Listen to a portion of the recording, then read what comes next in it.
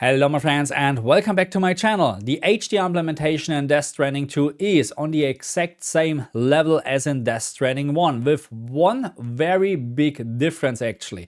In regards of the contrast and dynamic range, we have the same disadvantages in Death Stranding 2 as in Death Stranding 1.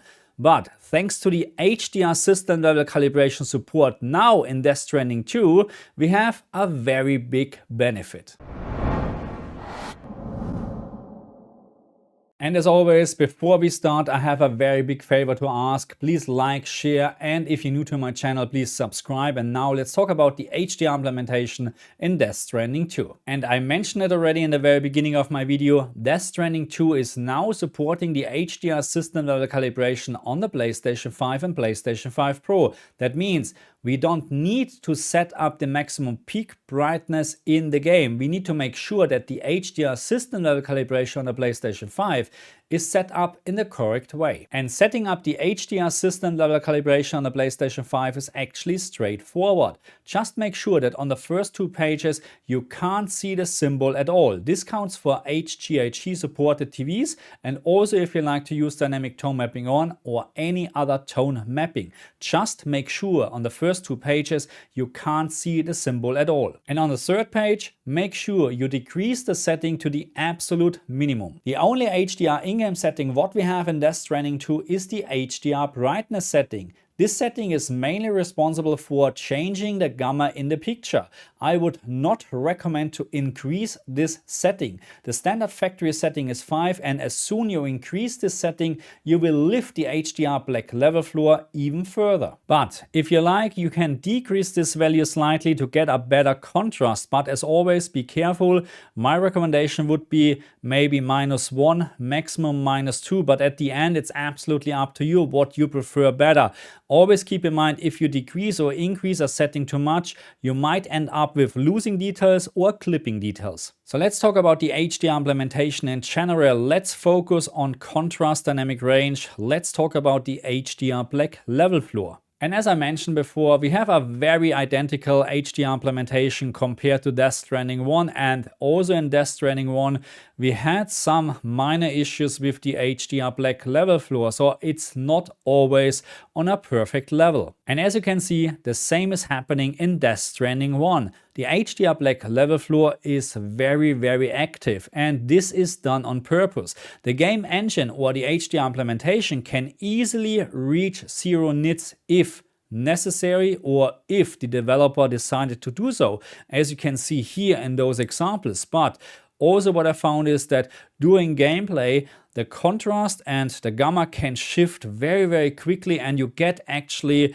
suddenly a more washed out picture, as you can see here in this demonstration right now, which is a little bit odd. Don't get me wrong, I like the HDR implementation, but in regards of contrast dynamic range, we would get a better result if we would have a better HDR black level floor. But the fact that the HDR implementation can reach a very good HDR black level floor at some point or in certain situations, that means all the raised blacks is actually done on purpose, and most of the time, honestly, it's fitting the environment or the part you're actually playing. I just don't agree sometimes that the game looks slightly too washed out, but most of the time I think the developer actually are doing a great job in terms of implementing HDR.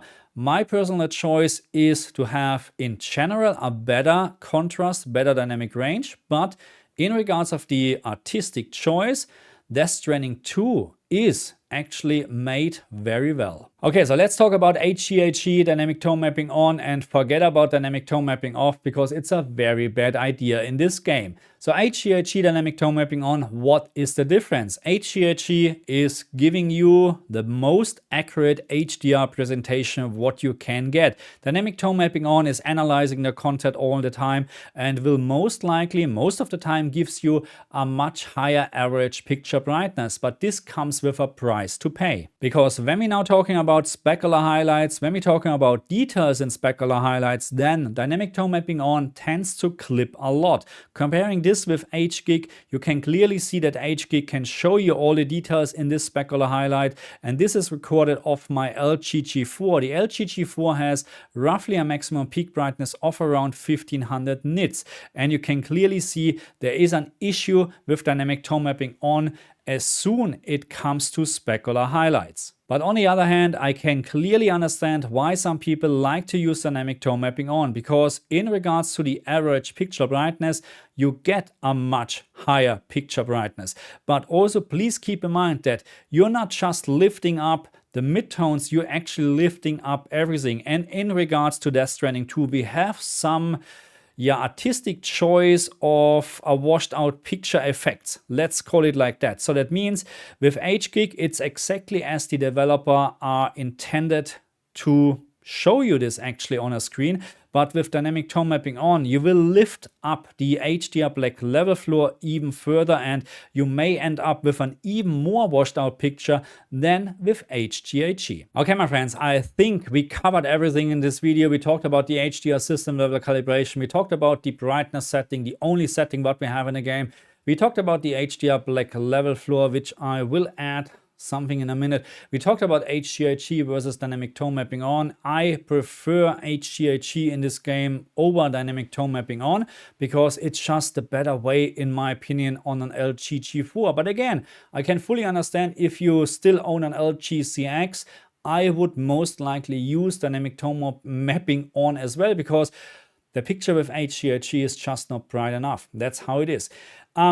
Let me add a couple of things to the HDR black level floor. So first of all, I think the HDR implementation in this game is, despite the fact that we have not a perfect HDR black level floor, it's still on a great level, okay? So not a masterpiece. We have different games where I would say we have masterpiece or reference HDR implementation, like in Horizon Forbidden West or Gears 5 or Forza. This is really a different level of HDR implementation. This one here is good because we have a very active HDR black level floor, which is good because as I have shown you in my video, we can have a pretty good contrast with almost 0 nits in regards to the HDR black level floor.